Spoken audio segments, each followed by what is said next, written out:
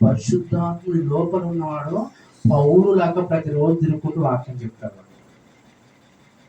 పౌలు గారు లేక వాక్యం పరిశుద్ధాత్మ లోపల ఉంటే ఊరు కూర్చోకుండా మనలో మన ఆత్మ ఏం చేస్తారు తెలుసా? దయ్యం ఉండి ఏం చేస్తారు తెలుసా? ఉద్యోగంకి వచ్చిన ఇంట్లో పడుకుంటావా, 1 గంట చేస్తే 100 రూపాయలు చెప్పు. ఈ దయ్యం మనం తిప్పుతా ఉంటది. ఇప్పుడు కూర్చొని ఏం చేస్తావు?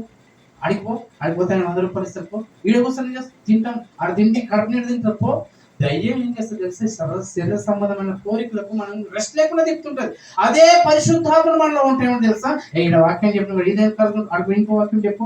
కుటుంబ పరిస్థితి బాగా ఆడిపోయి ప్రేర్ చేయకు. ఇక ఆడైపోతారు. అక్కడేం చేస్తారు? ఇంకా ఆడిపో. ఎక్కడనో ఒకడు దిక్కు పరిశుద్ధాత్ముడు మనలో ఉంటే, అంటే పరిశుద్ధాత్మలో మనం బాప్తిసం పొందితే మనము కుటుంబాన్ని లెక్క చేయము, పిల్లల్ని లెక్క చేయము, ఎవరిని లెక్క చేయకుండా వెళ్ళిపోతున్నాం. శిష్యులు అదే విధంగా వెళ్ళిపోయారు లేదా? వాళ్ళు ఎవరు వచ్చిన్నారు? సముద్రాలు దాటుకుంటూ వచ్చారు. సోమ ఎక్కడండి? యెరూషలేం అండి. ఎక్కడ? ఇండియా అండి, భారతదేశం. ఎక్కడ? కేరళ అండి. సముద్రాలు దాటుకుంటూ వచ్చారు. పరిశుద్ధాత్మలను బాప్తిసం పొందితే పరిశుద్ధాత్మ ఏం చేస్తాడు తెలుసా? ఖాళీగా నిల్చోడు.